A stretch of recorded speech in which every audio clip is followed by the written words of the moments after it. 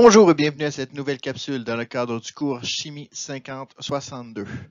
Aujourd'hui, capsule un peu spéciale, on donne un deuxième exemple de calcul en ce qui a trait aux constantes d'équilibre, mais cette fois-ci, on va se concentrer sur les pH acides et bases, donc Ka et Kb, pour voir comment traiter les constantes dans ce type de questions. Nous sommes évidemment dans le cadre du chapitre 8, donc c'est la dernière capsule que je ferai dans ce cours. Donc, donnons-nous quelques exemples. Ici, c'est vraiment l'idée de traiter ce genre de problème. Donc, ici, on a un acide HA d'une concentration de 0,1 mol par litre à un pH de 5,3. Quelle est la constante d'acidité? Donc, ici, on sait que si l'acide était fort, on aurait une concentration en ion H+, de 0,1 mol par litre. Mais présentement, notre acide n'est pas nécessairement fort, donc on va aller évaluer quelle sera sa constante d'acidité. J'ai une concentration de mon HA, donc dans le fond, j'ai récolté les données que j'avais dans mon problème. Et par la suite, je vais transférer mon pH en concentration d'ion H+, pour savoir combien j'en aurai. En fait, combien j'en ai à l'équilibre. Donc, j'applique simplement la formule 10 à la moins pH, qui me donne une concentration d'ion H+, de 5,01 fois 10 à la moins 6. Donc, on voit que dans ce cas-ci, c'est vraiment pas un acide fort, parce qu'on est très loin du 0,1 mol par litre. Donc, je vais aller chercher mon tableau que vous êtes maintenant habitué d'utiliser, le IVE, donc initial, variation, équilibre. Je sais qu'au départ, j'avais 0,1 mol par litre de mon HA. Je sais que j'avais 0 mol par litre de mon H+, et de mon A-. Je sais que j'ai gagné 5,01 fois 10 à la moins 6 ions d'H+. Bien, logiquement, comme j'ai un rapport de 1 pour 1, je devrais gagner exactement la même chose d'ion A-, ce qui me donnerait 5,01 fois 10 à la moins 6 au niveau du A-. Et je vais avoir perdu 5,01 fois 10 à la moins 6, qui est vraiment négligeable par rapport à mon 0,1. Donc, ça me donne environ quand même 0,1 au niveau de la concentration à l'équilibre de mon acide HA.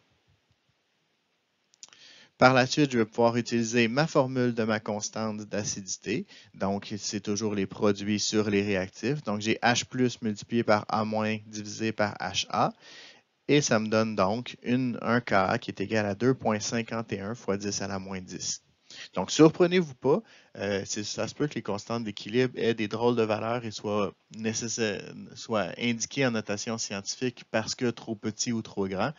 Ici, on voit clairement que c'est le cas. Donc, j'ai vraiment une constante d'acidité qui est très faible ici. Donc, j'ai un acide faible. Deuxième question, quel sera le pH d'une base cette fois-ci, d'une concentration 0,1 mol par litre, dont le Kb est de 3 fois 10 à la moins 4. J'ai récolté mes données de mon problème. Et par la suite, je vais encore une fois passer par mon tableau IVE. Donc ici, c'est différent. Tantôt, j'ai transféré mon pH, mais là, je n'ai pas mon pH, c'est ce qu'on me demande. Donc, c'est pour ça que je n'ai pas transféré mon pH en premier. Je sais que ça va probablement être la dernière étape de ma résolution. Donc ici, je vais chercher ma concentration. J'ai 0,1 mol par litre de mon acide B, de ma base B plutôt, de ma substance B. Et donc, j'ai 0 mol par litre de mes deux produits. Je sais que je vais avoir gagné une quantité X de BH+, que je ne connais pas. Et je sais que je vais avoir gagné une quantité X de mon OH- que je ne connais pas non plus. Mais je sais que c'est la même quantité parce que j'ai un rapport de 1 pour 1 dans ma formule. Ce qui va me donner une quantité X de OH-. Du côté de mes réactifs, je sais que je vais avoir perdu une quantité X si j'ai encore un rapport 1 pour 1, ce qui va donc me donner 0,1 moins X au niveau de ma base. Vous remarquez que je n'ai rien écrit en dessous de l'eau. Pourquoi? Parce que j'en ai pas besoin. Mon eau est liquide et au niveau de ma formule de ma constante de mon Kb, en fait, je n'aurai pas de H2O. Donc, c'est pour ça que j'ai rien écrit en dessous. Je sais qu'elle existe, mais je la laisse vide parce qu'elle ne m'intéresse pas. Donc ici, ça me donne ma formule de mon Kb où je vais aller remplacer mes valeurs. Et mes valeurs ici, ce qui est particulier, c'est que c'est des x. Donc je vais vouloir isoler ma variable x. Donc, vous remarquez que j'ai fait mon produit croisé au niveau de la première étape pour tout envoyer sur une même ligne. Et par la suite, j'ai tout envoyé du même côté pour isoler à 0. Ce qui va me donner un AX2 plus BX plus C. Et donc, je vais devoir utiliser ma formule quadratique que vous connaissez. Donc, maintenant, on en était rendu à résoudre notre quadratique. Donc, dans le fond, ce qu'on va faire, c'est qu'on va intégrer les valeurs que j'avais dans ma fonction pour les mettre dans ma formule. Donc, que j'avais dans ma quadratique, donc mon A, mon B et mon C. Comme je vous l'ai dit plus tôt, je vous conseille de commencer vraiment par faire votre racine carrée. L'idée est vraiment de ne pas avoir de problème de priorité d'opération. C'est une grosse formule, c'est facile de faire des erreurs sur votre calculatrice. Donc, commencez vraiment par faire votre racine, ça va vous donner un coup de main. Par la suite, on résout l'ensemble du problème, ce qui nous donne deux valeurs de x. Donc, la première, c'est moins 7 fois 10 à la moins 4, et la deuxième, c'est 4 fois 10 à la moins 4. Le moins 7, avoir une concentration négative, c'est un peu difficile. Donc, c'est elle qu'on va enlever de là. Donc, la seule valeur qui me reste, c'est mon 4 fois 10 à la moins 4. Une fois que j'ai mon 4 fois 10 à la moins 4, je vais devoir l'intégrer dans ma formule parce que ce que je voulais avoir, c'est le pH. Et X correspond à la concentration de mes ions OH-. Donc, je ne peux pas avoir mon pH avec la concentration de mes ions OH-, ça me prend la concentration de mes ions H+. Donc, je vais devoir le transférer grâce à ma formule de la constante de l'eau. Vous vous souvenez que la constante de l'eau me dit que à 25 degrés Celsius, j'ai toujours un KH2O qui est égal à 10 à la moins 14. Donc, je vais remplacer ma concentration d'OH- et mon 10 à la moins 14. Donc mon KH2O, pour obtenir la concentration d'ion H+, qui est de 2 fois 10 à la moins 11. Pour calculer mon pH, ça me prend donc le moins log de concentration d'ion H+, c'est la formule qu'on connaît.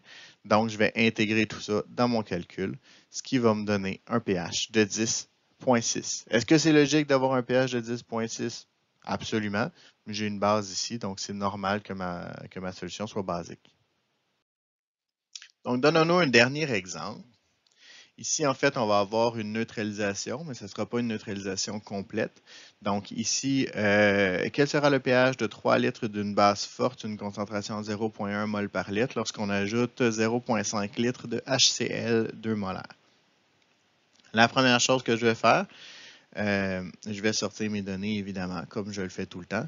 Et par la suite, ce que je veux, c'est avoir la concentration de mes solutions initiales, si on veut, avant que la réaction de neutralisation ait lieu.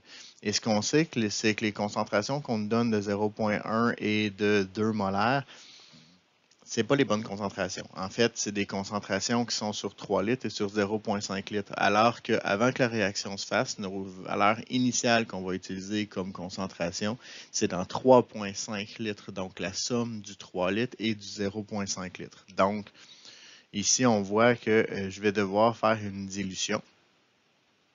Donc, c'est ce que je vais faire au niveau de mon acide et au niveau de ma base pour amener tout ça sur 3,5 litres dans les deux cas. Donc, on va avoir des nouvelles concentrations de mon acide et de ma base. Une fois que ça c'est fait, je vais intégrer tout ça dans mon tableau IVE. Donc, j'ai déjà mis mes deux concentrations. Comme c'était le cas tantôt, au niveau en dessous du H2O, j'écris absolument rien parce que ça ne m'intéresse pas. Ici, l'autre chose qu'on voit, c'est que mon HCl produit seulement un ion H+, et ma base fictive BOH produit seulement un ion OH-. Donc, je sais que les concentrations vont être les mêmes. C'est pour ça que j'ai pu les ramener dans mon tableau. Je vais perdre une certaine quantité que je ne connais pas au niveau du OH- et au niveau du H+, parce que je vais avoir un bout de neutralisation qui va se faire, mais ce ne sera pas une neutralisation complète, comme je disais. Donc, à la fin, je ne m'attends pas à avoir un pH de 7. Pourquoi? Parce que je n'ai pas du tout le même nombre de moles d'ion H+, que d'ion OH-. Déjà, je peux me dire qu'à mon avis, ma solution va être acide. Et elle devrait être pas mal acide, parce que si vous remarquez, j'ai quand même beaucoup plus d'ion H+, que d'ion OH-. Je vais utiliser ma constante de l'eau pour être en mesure de faire ce calcul-là. Donc, je sais que le produit des ions H+ à l'équilibre multiplié par le produit des ions OH- à l'équilibre devrait être égal à 10 à la moins 14. C'est donc ce que j'ai fait ici. Je vais résoudre pour aller dans le fond, avoir une équation AX2 plus BX plus C. J'en profite pour dire deux petites choses ici. Vous remarquez que le 10 à la moins 14 est disparu. En fait, c'est pas qu'il est disparu, c'est qu'il est négligeable par rapport à la valeur de mon C. Donc, quand je l'ai soustrait, ça n'a pas changé grand-chose. La deuxième chose que vous remarquez, c'est que j'ai changé l'ordre de mes paramètres. En fait, l'addition est commutative, ce qui veut dire que je peux le mettre dans n'importe quel ordre, ça va égaler la même chose. Donc ici, j'ai juste mis mes éléments dans l'ordre pour pouvoir avoir un AX2 plus BX plus C. Ça va faciliter l'utilisation de ma formule quadratique. Encore une fois, comme je l'ai fait tantôt, je vais commencer par ma racine carrée pour m'assurer ce qu'on appelle le discriminant en fait. L'idée, c'est juste que je veux m'assurer de ne pas faire d'erreur quand je vais taper sur ma calculatrice. Donc, je vais faire le calcul en partie, ce qui va me donner une valeur de x qui est égale à deux valeurs. Donc, je vais devoir faire l'addition et la soustraction pour trouver mes deux valeurs de x. Donc, je me suis fait un peu de place. Mes deux valeurs de x, c'est 0,0845 et 0,288. Le 0,288, je vais l'éliminer. Pourquoi? Parce que si je regarde la concentration de mes ions OH-, j'aurai 0,08 moins 0,0857 moins 0,288, ce qui me donne une valeur négative et je ne peux pas avoir une valeur négative en ce qui concerne des concentrations. Donc, j'élimine cette valeur-là. Il me reste donc seulement le 0,0845. Je vais faire ma soustraction pour pouvoir aller chercher les ions, la concentration des ions H+. Je pourrais aller chercher la concentration d'ions OH- aussi, mais dans ce cas-ci, ça m'intéresse plus ou moins parce que je veux avoir le pH final et le pH se calcule avec ma concentration d'ions H+. Ça me donne donc 0,202 au niveau de ma concentration. Si je remets ça dans mon calcul, donc je sais que mon pH est égal à moins log des ions de concentration d'ions H+, valeur que j'ai, c'est égal à 0,202. Ça me donne donc un pH de 0,7, donc je vois que ma solution est très très acide. J'arrive à ce que je m'étais attendu, donc j'ai une concentration qui n'est pas neutralisée et qui contient encore beaucoup d'acide. C'est ce qui met fin à cette capsule, donc j'espère qu'elle vous a plu. C'était la dernière capsule de chimie. Donc, je vous souhaite le meilleur des succès pour vos examens. Vous êtes maintenant les experts et je vous dis pour la dernière fois, à vous de surpasser le maître.